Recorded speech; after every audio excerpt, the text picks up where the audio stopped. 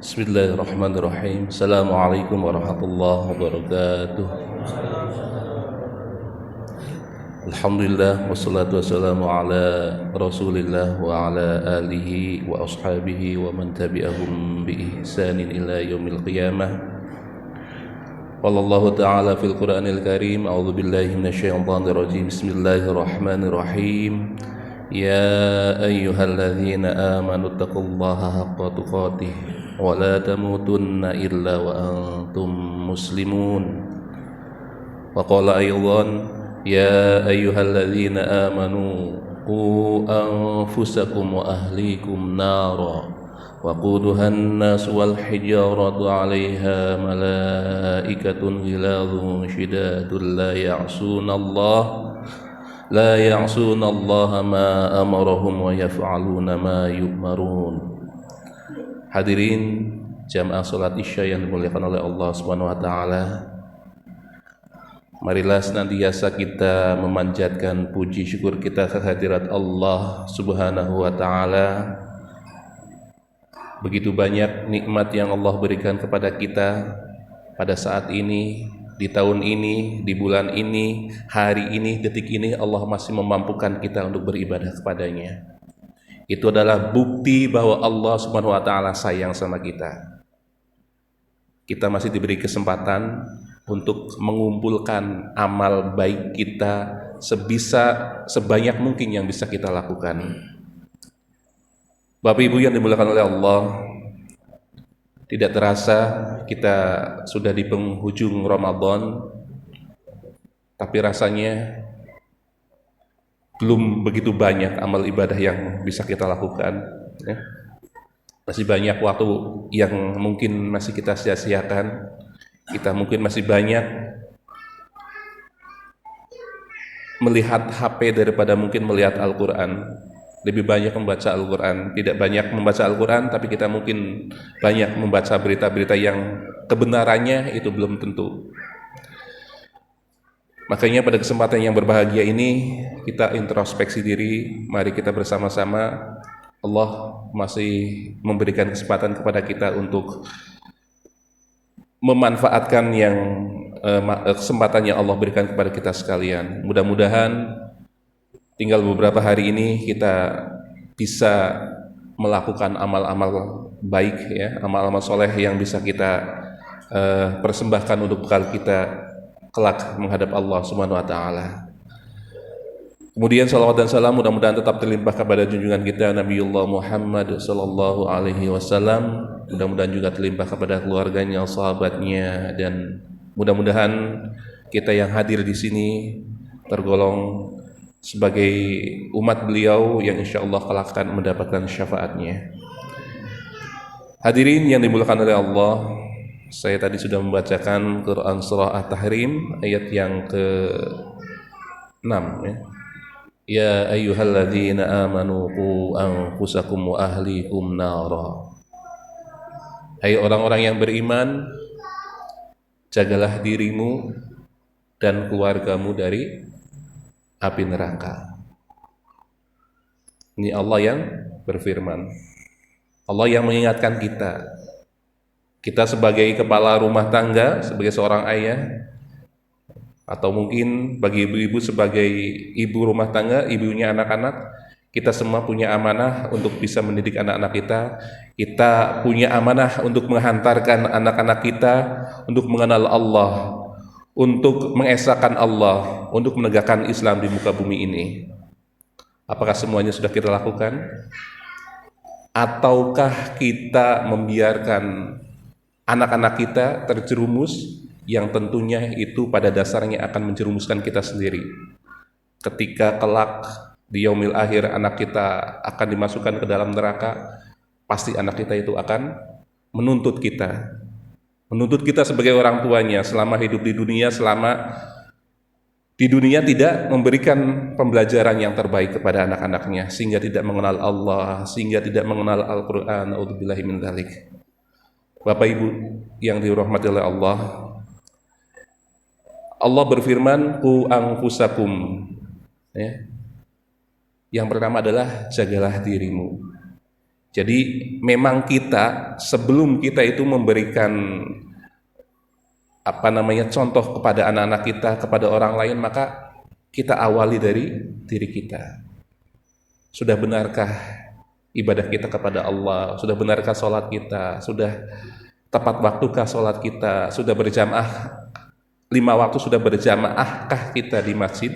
Atau mungkin kita menyiyakan semuanya? Padahal kita tahu bahwasannya amalan yang menjadi pondasi yang utama yang akan Allah pertimbangan yang paling utama itu adalah sholat kita. Kalau kita sudah baik, kita lihat pasangan kita lihat anak-anak kita, apakah sudah melakukannya. Bapak ibu yang dimuliakan oleh Allah, sering kita jumpai, mungkin termasuk anak kita itu selalu mendahulukan HP ya. Apalagi memang sudah kecanduan terhadap game. Ya Allah, Rabbi, kadang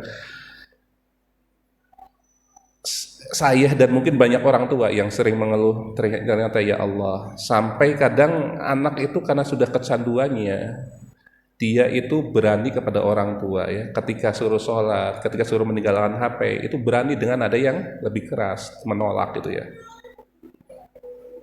Naudzubillah. Itu salah siapa? Mungkin salah kita itu ya. Kita dulu sebetulnya anak belum butuh HP, tapi kita sudah belikan HP.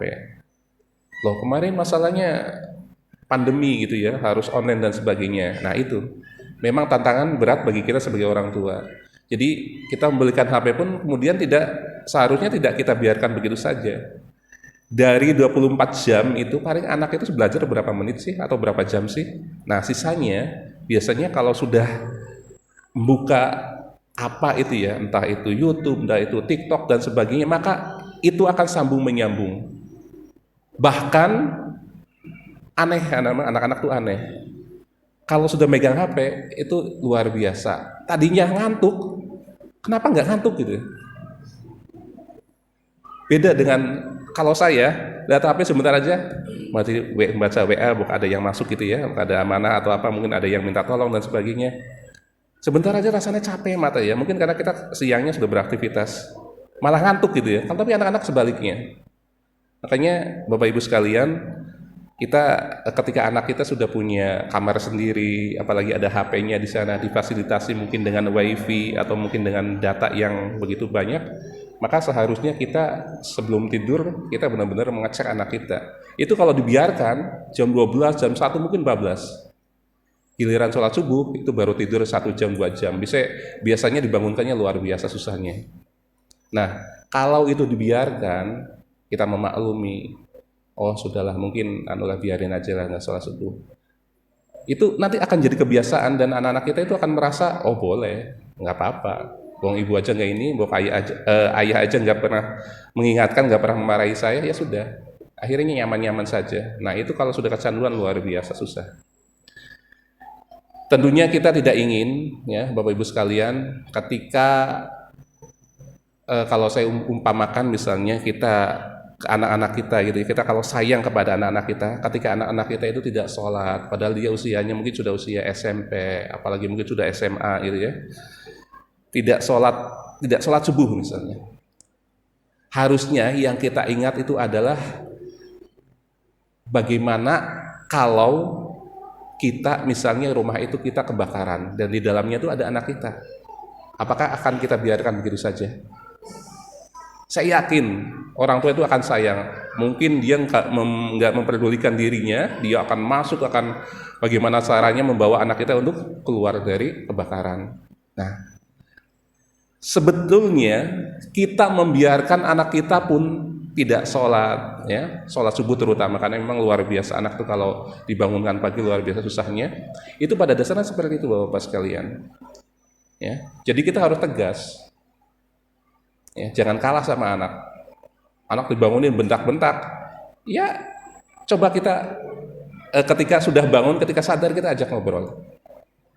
Ya, bukan kita pukul atau kita enggak ya. Jadi kita ajak ngobrol.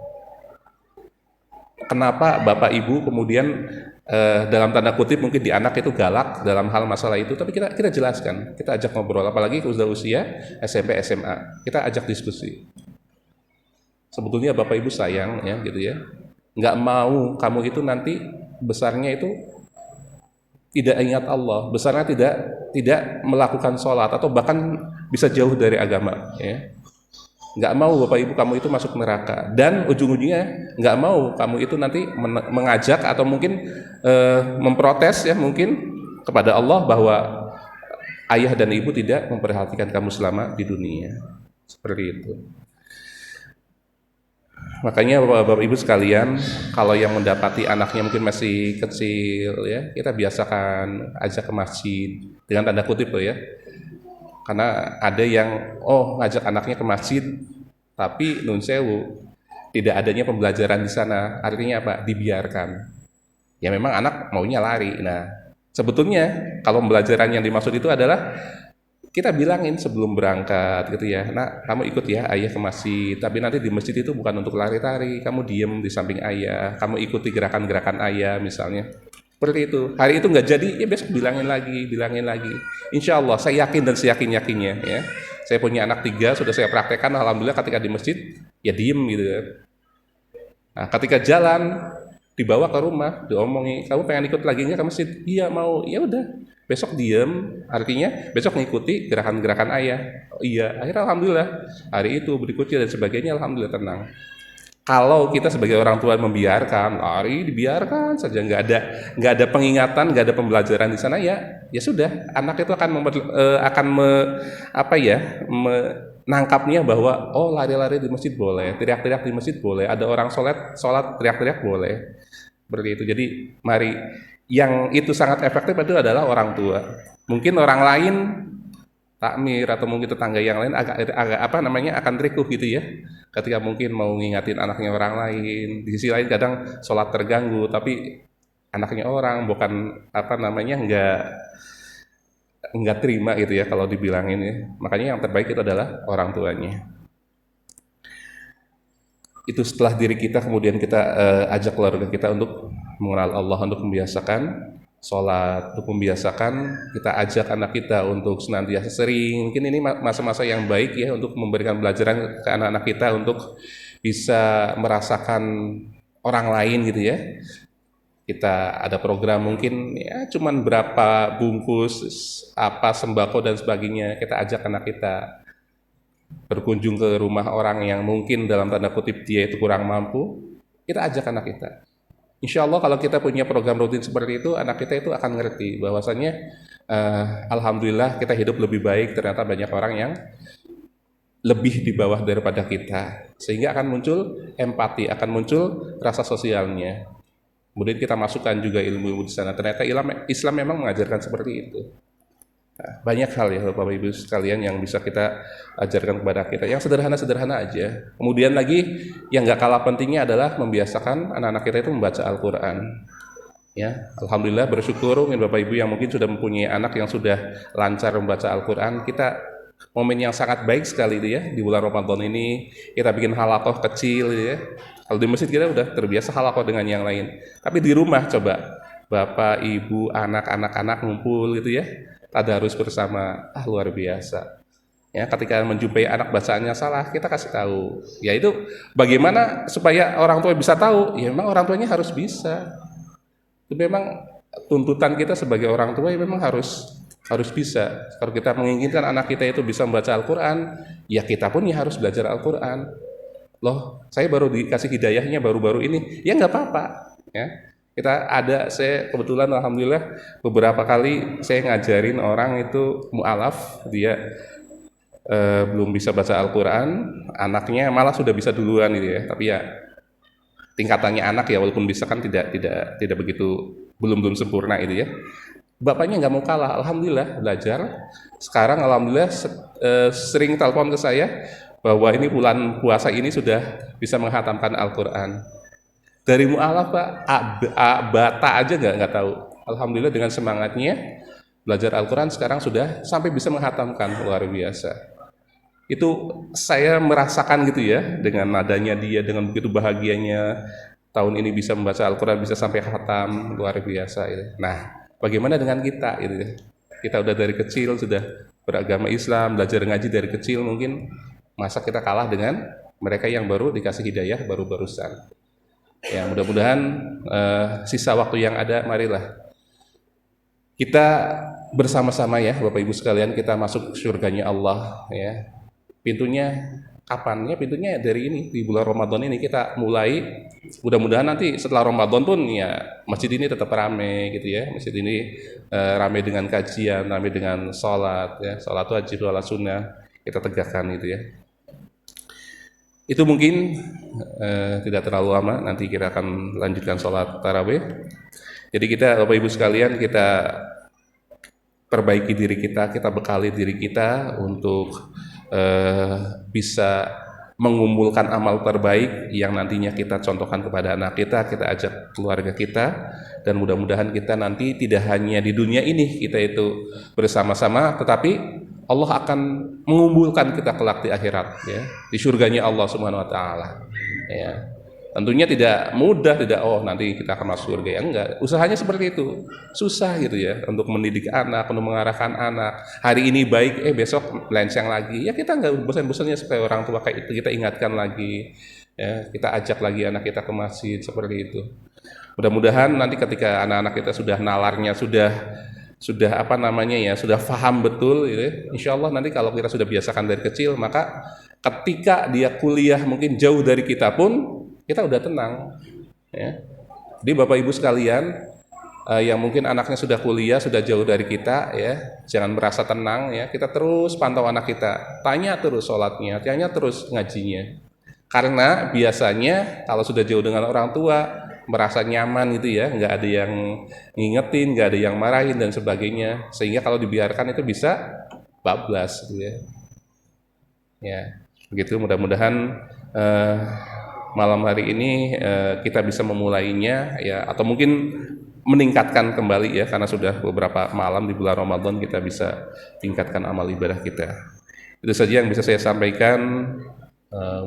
Kurang lebihnya mohon maaf, mudah-mudahan bermanfaat.